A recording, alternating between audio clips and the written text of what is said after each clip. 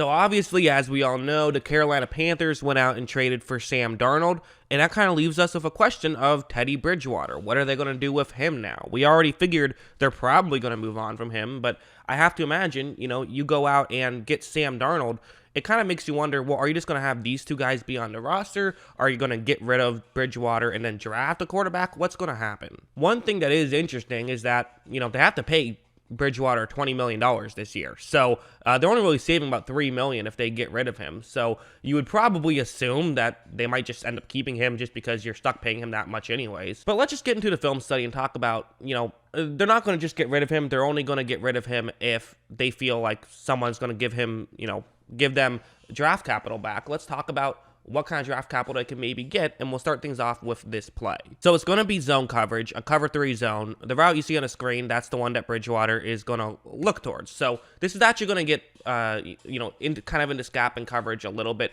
It's hard to really see in a diagram, but watch what happens. So Teddy takes the snap, and eventually you are going to see that, this is a kind of a difficult throw, but maybe one you can hope can work. If you kind of throw it towards the corner of the end zone, you just hope that your receiver can get there and the defensive players can't.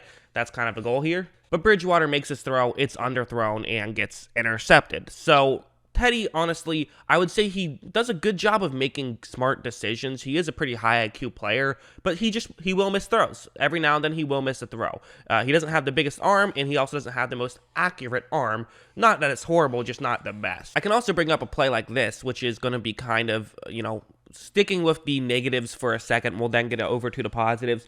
While I do think that he is a pretty high IQ football player, that's not to say that he's, perfect. I mean, listen, he's not Tom Brady out there. He will make some mistakes as well. The way this play works is it's supposed to be, it's a cover 3 zone once again, so only a single safety is staying deep, and with these two receivers who are running deep, basically the way it typically works is the safety stays deep with the first receiver, and then when the second receiver cuts in, then you throw it and hit him. Now, there's a chance the safety just stays where he's at, and if that happens, you have to throw it to the first receiver, right? You just throw it to whoever the safety isn't covering. And watch, once this play starts, what you're going to notice is that, Bridgewater, he probably should hit the first receiver at this point, because typically the way this play works is you expect to hit that the one I've circled in yellow.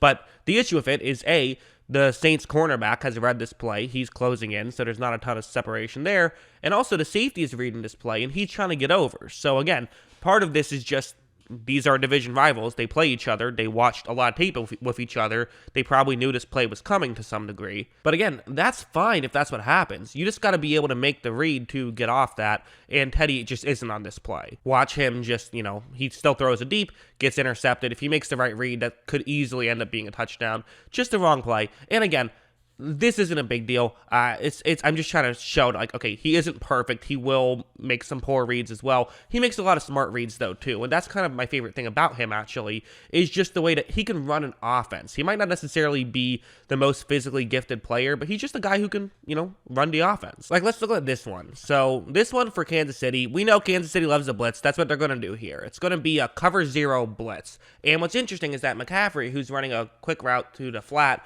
to the left, the player who's going to be covering him isn't going to necessarily do a great job at reading this play and getting over there quick enough. That's actually Tyrann Mathieu. So I'm not sure if it's actually him who's supposed to be covering McCaffrey. I wouldn't be shocked if there was supposed to be someone on the other side of the field that's supposed to pick up McCaffrey if he's running a route and, and they screw up or whatever. But anyways, watch what happens. Bridgewater takes the snap, and despite the pressure, he's still able to just flip it over to McCaffrey, who's able to get in for a touchdown. That's not some incredible play by any means, but it's just, I've talked a lot about when you see that there's a cover 0 potentially coming, you want to have a safety valve. You want to know what you're supposed to do and have a play to get rid of the ball quickly. And Bridgewater does that kind of stuff, whereas someone who's maybe a rookie might not be able to do that. So if you're looking for a high-quality backup, especially with his cap hit would not be that high, if you trade for him, he's certainly a high-quality backup because he can run an offense and just do those little things. So you're not going to just completely lose a game because of Bridgewater. When they say there's a quarterback who doesn't lose you a game, it's really, I think that kind of stuff is more important than not turning the ball over. It's just someone who can actually have a chance. And there's also just little things, stuff like this, where what you're going to end up seeing before this play even starts that's going to be notable is, so, those two guys are about to go in motion. Well, the wide receiver is, and then obviously the defensive back will follow him.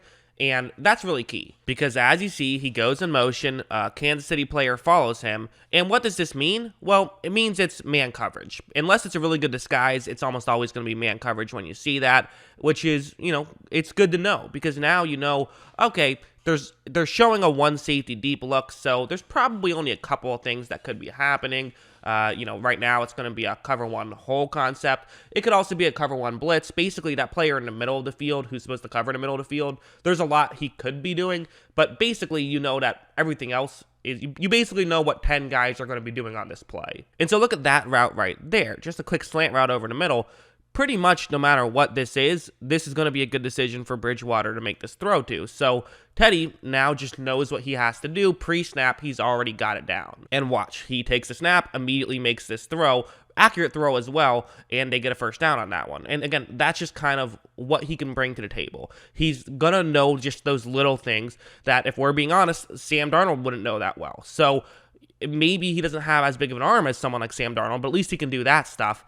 And again, I'm not saying that he should start over Darnold. Darnold does have more potential at least. But again, for a good quality backup, look at what he was able to do with the Saints when he went 5-0. If you put him on a good team, he'll win you football games. In fact, if New Orleans wasn't in Carolina's division, I would say New Orleans should trade for Bridgewater, but just the divisional thing is going to make that difficult. I want to show one more play. I think this play will pretty much perfectly sum up my opinions on Bridgewater. It's going to be a zone coverage play. You have the two receivers to Bridgewater's left who are going to run deep, and then a receiver who to his right, that's Curtis Samuel. He's going to kind of run underneath a little bit further deep, try and get in that gap in coverage where I've circled at the end of the route right there. And watch, once this play starts, it's going to work out very well. I mean, not incredibly well, but pretty well. You can see that there definitely is a window for Bridgewater to make this throw, and he's going to make this throw. And while his throw is a bit wild, Samuel's still able to make a great adjustment and make the grab. And that's, I think, a really good way of showing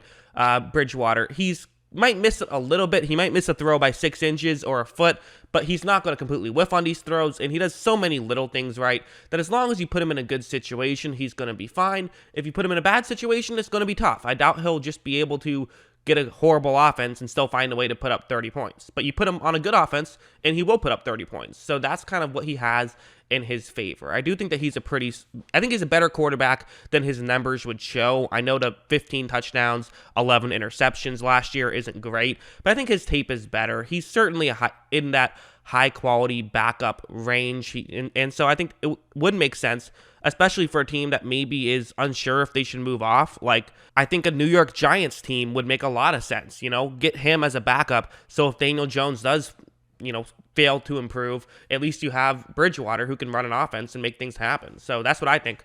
What do you guys think? Let me know in the comments below. What would you give up for Teddy Bridgewater? Always love hearing from you. And of course, as always, thanks for watching.